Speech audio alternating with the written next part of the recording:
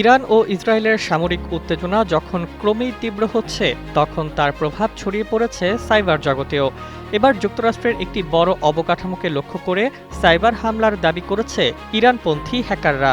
এই ঘটনার পর যুক্তরাষ্ট্রের শেয়ার বাজারে বড় ধরনের অস্থিরতা তৈরি হয়েছে এবং প্রযুক্তি ও স্বাস্থ্য খাতে নিরাপত্তা নিয়ে নতুন করে উদ্বেগ দেখা দিয়েছে। নগদ নিয়ে এলো হার না মানা হার অফার।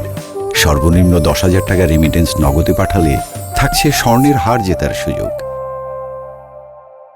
মিশিগান ভিত্তিক বিশ্বখ্যাত চিকিৎসা সরঞ্জাম উৎপাদনকারী প্রতিষ্ঠান স্প্রাইকার এক বিবৃতিতে জানিয়েছে, সাম্প্রতিক সাইবার হামলার কারণে তাদের বৈশ্বিক নেটওয়ার্ক এবং মাইক্রোসফট এনভায়রনমেন্টে বড় ধরনের বিঘ্ন সৃষ্টি হয়েছে।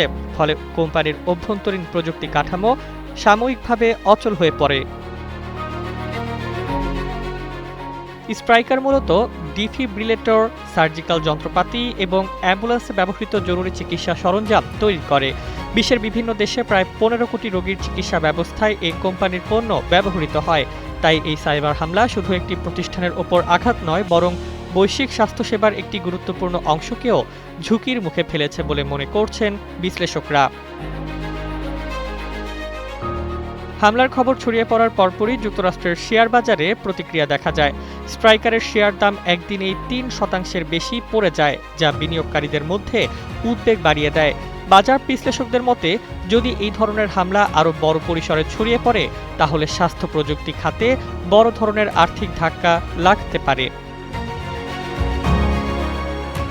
স্প্রাইকার জানিয়েছে, প্রাথমিক তদন্তে এখন পর্যন্ত কোনো র্যানসমওয়্যার বা ম্যালওয়্যার ব্যবহারের প্রমাণ পাওয়া যায়নি। কোম্পানির প্রযুক্তি দল দ্রুত পরিস্থিতি নিয়ন্ত্রণে আনতে কাজ করছে এবং বেশিরভাগ সিস্টেম ধীরে ধীরে স্বাভাবিক অবস্থায় ফিরছে। তবে হামলার প্রভাব শুধু যুক্তরাষ্ট্রেই সীমাবদ্ধ থাকেনি। আয়ারল্যান্ডে থাকা কোম্পানির কিছু কম্পিউটার সিস্টেমেও একই ধরনের বিঘ্ন দেখা গেছে বলে স্থানীয় সংবাদ মাধ্যম জানিয়েছে।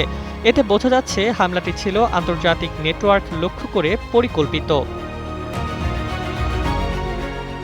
এদিকে সামাজিক যোগাযোগ মাধ্যমে একটি হ্যাকার গোষ্ঠী এই সাইবার হামলার দায় স্বীকার করে জানিয়েছে, ইরানে একটি প্রাথমিক বিদ্যালয়ে ক্ষেপণাস্ত্র হামলার প্রতিশোধ হিসেবে তারা এই আক্রমণ চালিয়েছে।